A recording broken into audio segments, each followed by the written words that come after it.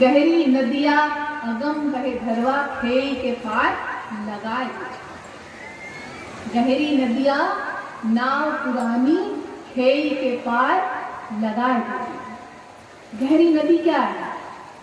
यह भवसागर गहरी अथाह अगम नदी, इसका प्रवाह तेज है और यह शरीर, यह मानव जीवन जीर्ण शीर्ण हो गया, पुराना हो गया, दुर्बल हो गया। इसमें वह शक्ति नहीं, वह सामर्थ्य नहीं कि इस अथाह भवसागर को पार कर सके। तो पार कराएगा सद्गुरु, पार कराए।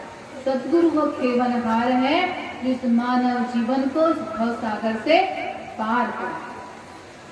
साहेब अन्यत्र भी इस बात को कहते हैं कि कागज केरी नाव पानी केरी गम, कहें कबीर कैसे तरे पांच कुसंगी से। यह मानव जीवन कागज की नाव के समान कमजोर और यह भवसागर गंगा के समान अथाह है, तीव्र वेगगामिनी।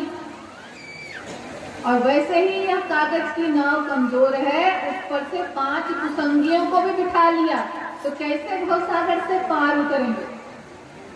किस कुसंगी की बात कर रहे हैं साहब? कौन है ये कुसंगी जो जीव को इस भवसागर में डुबा रहा है? एक कहानी के माध्यम से समझते। एक बार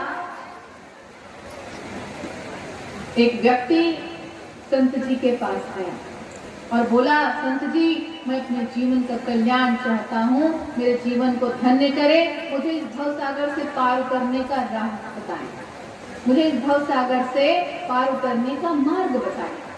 संत जी ने कहा, ठीक है मैं तुझे अवश्य बताऊंगा, पर इससे पहले तू मेरा एक काम, ये मेरे 5 थैले हैं और सामने बहुत बड़ी नदी बह रही है, मेरे इन 5 थैलों को नदी के उस पार पहुंचा दे, फिर मैं तुझे तेरे जीवन को धन्य करने की राह दिखाऊंगा। व्यक्ति ने कहा, जरूर संत जी मैं यह काम जरूर करूंगा। और 5 थैले अपने पीठ पर लादे और नदी में उतर गया। थोड़ी दूर चला, थोड़ी दूर तैरा, तैरते तैरते थक गया। 5 भारी थैले उसके पीठ पर लदे हुए, अशक्त होने लगा तो सोचा 5 थैले लेकर तो मैं नदी के उस पार नहीं जा पाऊंगा, एक काम करता हूँ, एक थैला यहीं गिरा देता हूँ, कम से कम संत जी के 4 थैले तो मैं तक पहुंचा दूँ। ये सोचकर उस व्यक्ति ने एक थैला वहीं गिराया और 4 थैले लेकर आगे चल पड़ा। थोड़ी दूर चलने के बाद और थक गए, अभी नदी बहुत तेज थी। फिर सोचा ये 4 थैले भी बहुत भारी हो रहे हैं, एक काम करता हूँ, एक थैला और गिरा देता हूँ, 3 थैले संत जी तक पहुंचा दूंगा। यह सोचकर एक थैला और गिरा दिया और 3 थैले लेकर चल पड़ा। थोड़े दूर और ठहरा, शक्ति और कम होने लगी, थकने लगा, 3 थैले भी नहीं लेकर जा पाऊंगा, एक काम करता हूँ, एक थैला और गिरा देता हूँ, 2 थैला लेकर कम से कम उनके पास पहुंचा। यह सोचकर एक थैला और गिरा दिया और 2 थैले लेकर तैरने। काफी आगे बढ़ गया, तब भी देखता है कि अभी नदी और बहुत बची हुई है और पीठ पर 2 थैलों का बोझ उसे तैरने में अक्षम, असमर्थ बना रहा, नहीं तैर पा रहा, थक गया था। सोचा ये 2 थैले लेकर तो मैं पार नहीं उतर पाऊंगा, एक काम करता हूँ, न संत जी की न मेरी, एक थैला लेकर चला जाता हूँ, एक थैला यहीं गिरा देता हूँ, उनकी बात मानना भी हो जाएगा और मैं भी तैर कर पार हो जाऊंगा, एक थैला लेकर संत जी के पास जाता हूँ। यह सोचकर उसने एक थैला भी गिरा दिया, अब उसकी पीठ पर सिर्फ एक थैला रहा।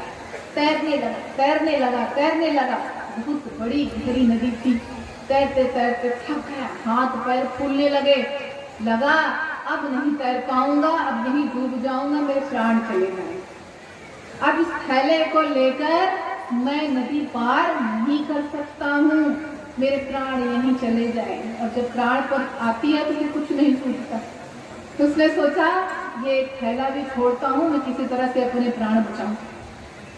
या सोचकर उसने उस आखिरी थैले को भी नदी में गिरा दिया और पूरी शक्ति बटोर कर किसी तरह नदी के पार पहुंचा और बाहर जाकर बैठ गया।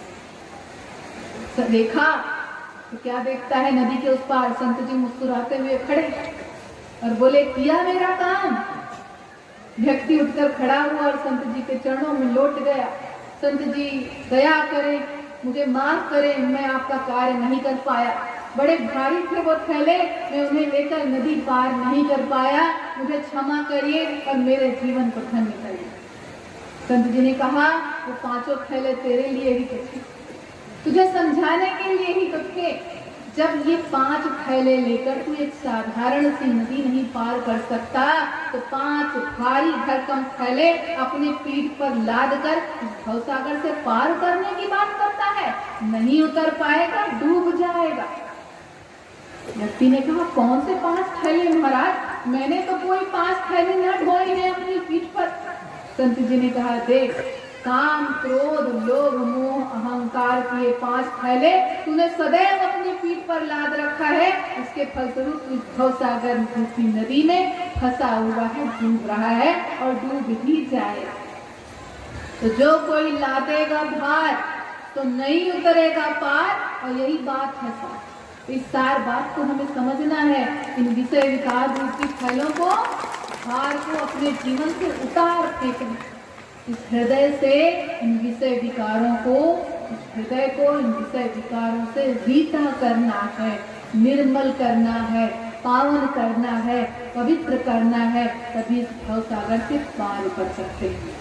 सद्गुरु की शरण में जाना है, विषय विकारों से रीता होकर पावन पवित्र पुनीत मन के साथ, हृदय के साथ उनके शरणागत होना। वो इसी हेतु तो इस संसार में आए, सद्गुरु इसी हेतु इस संसार में आए। अमर लोक से हम चली आए, आए जगत मझारा हो, जीव दुखित देखे भवसागर, का कारण पग उधारा। इस संसार में आवागमन के चक्र में फंसे हुए दुखों को, जीवों के दुखों की निवृत्ति और उन्हें परम पद प्राप्ति कराने, सुख प्राप्त कराने ही तो सद्गुरु इस संसार में आए। अब कहना हमें और उनकी शरण में आए जीव का कल्याण करने से कोई रोक नहीं सकता। स्वयं साहब इस बात को कहते हैं कि मैं कबीर विचलो नहीं शब्द मोर समरथ, ताको लोग पहुंचाई हो जो चढ़े शब्द के। सद्गुरु की शरण होना है, सत्य शब्द को प्राप्त करना है और अपने जीवन को धन्य करना है।